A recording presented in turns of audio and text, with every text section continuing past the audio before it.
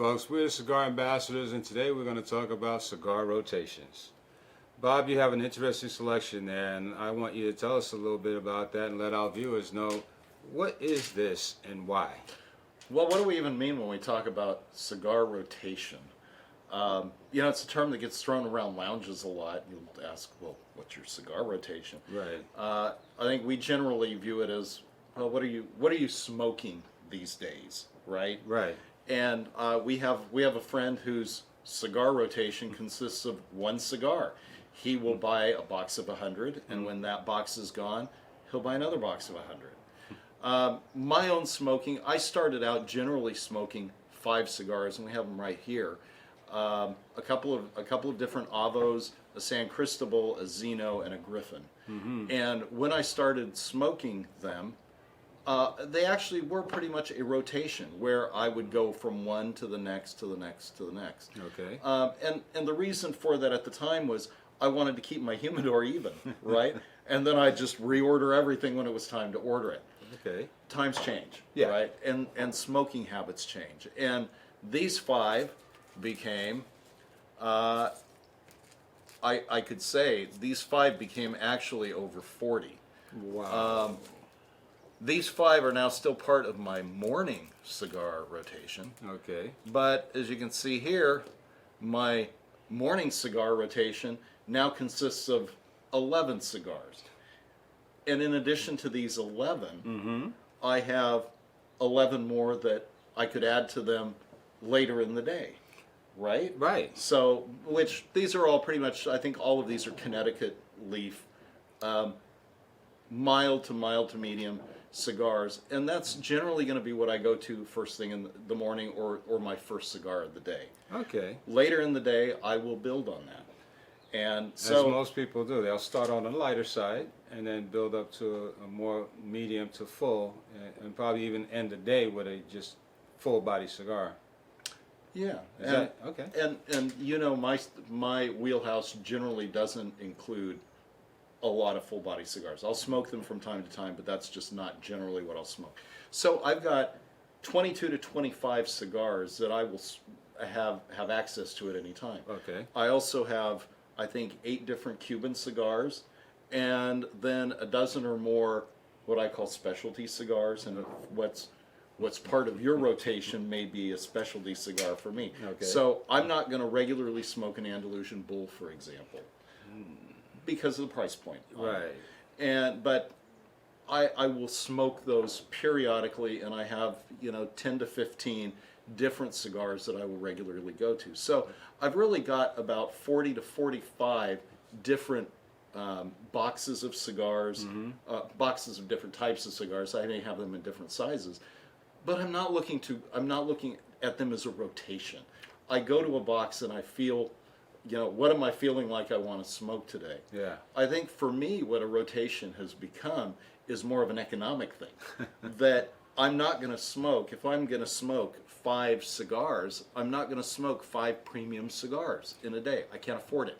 Well, no, I mean, who of us hardworking guys can? I mean, that's a lot. And when you look at the money that's being spent, if you're smoking a $30 stick every time you light up 2 or 3 times a day, do it by 3. That's $90 a day.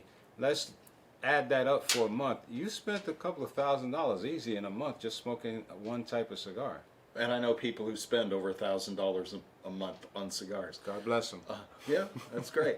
So for me, it's really more of an economic thing. Yeah. I may choose a couple of premiums. Yeah. I may choose a couple sort of in that $5 to $7 range, and then I may choose a couple of either mixed filler or short filler cigars. I have them in my humidor. I actually enjoy them. Yeah. I have shopped considerably to find ones that I like. Okay. So for me, a rotation really has become more of an economic thing. I will swap out boxes of different things at different times when they're kind of no longer in my wheelhouse. Yeah. I'm just not enjoying them quite as much. I may get something else. But that's for me. What does your cigar rotation look like? Well, it started out as maybe a handful of cigars for what we're saying is a rotation, but it was still economics for me. Because when I started out smoking, I couldn't afford to buy several boxes of cigars. That's changed over the years. However, it was economics. I would buy maybe a couple of boxes, and my rotation was smoke 2 of these every other day. And so as to not deplete that inventory. And then that was also having a tabletop humidor as well, so I couldn't store that much anyway. Today, part of my rotation is a little different than yours. I have some brands that I like to smoke. And if I can grab some of this space, I noticed that you have a Balmoral there as well. This has been my rotation throughout the day, and so just to let you guys know what you have here is the Liga Privada T52. This is a stalk cut Toro. Great cigar, but it is full body. As Bob and I know, this cigar here, if you're not prepared for it, folks, this is like a 7.65 millimeter hitting you in the chest. But that's how I start my day some days when I need to get jump started. Then we have the Island Jim, which is also a San Andreas cigar. This cigar, met this gentleman. He's a great guy, wonderful character. But this is the leaf by Island Jim, a Oscar Valadares rolled line. Great stick. I smoke it like candy. Then you have the Balmoral Añejo XO. If you noticed before, Bob had a Balmoral on his, and that was the Connecticut, right? That was a Connecticut, but I think that the Balmoral Añejo XO is in both of our wheelhouses, yes, and one of our favorite cigars. Absolutely. Can't get enough of this. And a shout out to this newcomer for us, Nova. This is the club edition. And I don't know about you, Bob. This is the Platinum Nova, the Nova Platinum Club Edition. We met these folks last year, and since meeting them and this line being introduced to us, I can't get enough of it. As a matter of fact, I just ordered another supply of these cigars, and I want to thank Ari and Leonor. You guys are wonderful. Told you I'd give you a shout out. There you have it, because friendships mean everything. This is a great cigar. And I think that was, the Nova was one of our greatest surprises last year. Yes. And one of our favorites. Yes. When we got into the end of the year and we're saying, well, what is our cigar of the year, so to speak? Yeah. And that was pretty high on the list. That was high on the list, folks. But this has become it wasn't my beginning starting five. Like I said, that's evolved over the years because my palate has changed. And what I started smoking is not so much what I smoke today, but that's my go-to now. And throughout this selection, I will add some others to this, and we'll talk about that a little bit later because your taste may vary, mine does. And I'll go in between medium to full throughout the course of the day, and I also will start my day with a lighter Connecticut if that's what I'm feeling for that particular moment, and have a nice coffee. As Bob had shared a cigar with me that he thought I would like, and it was a Connecticut wrapper, and I enjoyed it. It went well with my coffee, and it was a great way to start my day. So Bob, where are we today with what you would do after you've had that lineup in the morning? You know, that Balmoral Añejo XO looks really, really tasty. And I would probably actually go to another Connecticut. Probably either that or to one we shared in another episode, the Tobacco Baez, which is a mixed filler put out by my father, medium medium in strength, Mm-hmm. and then follow that maybe with that Balmoral Añejo XO. But you know, this is a little misleading for you to put 4 cigars out here because Oh, 'cause I'm smoking with, one? I'm smoking. I smoke with you a little more often than in these episodes. You smoke a lot of Davidoff cigars. That I You do. smoke a lot of Fuente cigars. That I do. And do you have any idea how many different, not one-offs, but brands you have sitting in your humidor? Wow. Off the top of my head, I would say roughly 35 to maybe 37 different brands in my humidor today. And so, do you regularly smoke from all of those? I do not, only because some of them are limited, and because they're limited, I know I can't get them again. I will take my time and have a special occasion to then smoke that cigar. Some of the Davidoff lines that I do enjoy, I know I can always get that. Mm-hmm. So I'll pull 2 or 3 a week out of that selection of Davidoffs, and I'll smoke through those. However, with the Arturo Fuente and even some of the more like the specialized years with Davidoff, so they have the year of the rat and rooster and all that, I won't go through those like candy because they're one-time release. And if you find a box later, it's going to cost you a lot more than when it was released, right? And we've talked about not just the limited editions, but your unicorn Right. cigars, where maybe they're released once a year, Right. if you're lucky, twice a year, If you're lucky. and you kind of wait to smoke that box until you've bought the next one. Exactly. Right? Yeah. And so, as I said, they're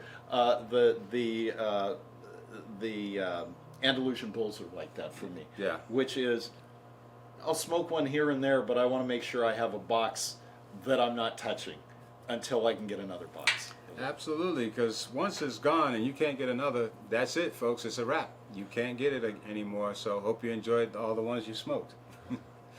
But yeah, you left out one brand, and I okay, yes, I admit I'm a big Arturo Fuente fan. I have a lot of their product in my humidor, but I'm also a Padron fan. Yes, you are.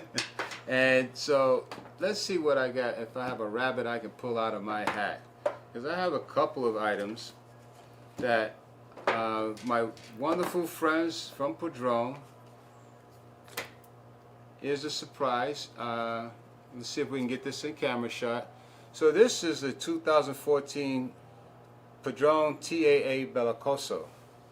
Let's put that out. And I've been holding that for a while.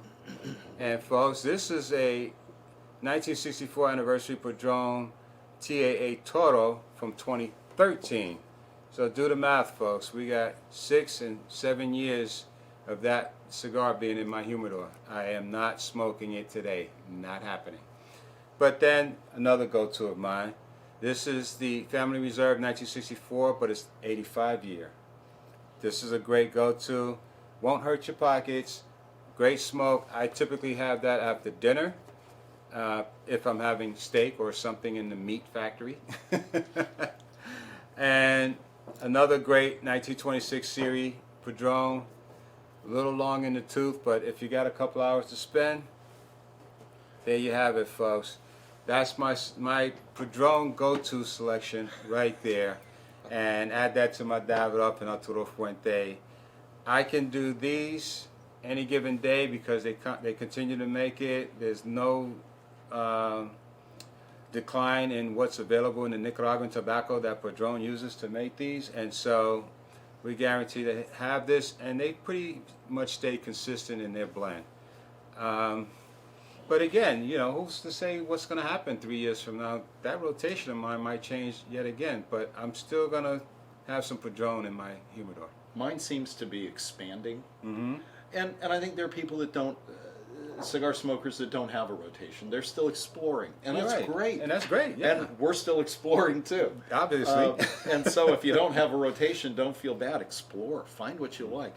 But eventually you come to your go-to cigars. And coming back to the point of what is your rotation, Yeah. it's your go-to cigars. It's your go-to. And it may be as narrow as 4 or 5 cigars. Yeah. It may be as broad as the 40 or 45 that I right now I'm kind of working my way through, Yeah. enjoying all of them.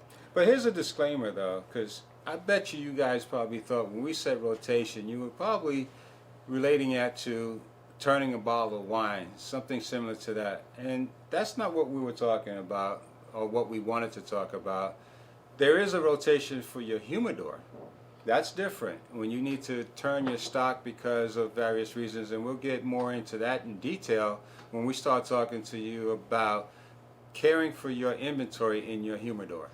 That's going to be a great subject, and we don't want to cheapen it by rushing through it. We got a great segment for you in that, but we're talking about your daily smoking rotation. What is that for you? How do you select it? How has it changed? And are you still exploring what that would be for you? Where are you today versus when you started? I never want to get complacent in finding new things. No.